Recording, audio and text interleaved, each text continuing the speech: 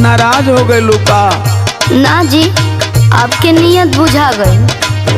नियत? ओ का हो? का बा हमारा नियत में? घरे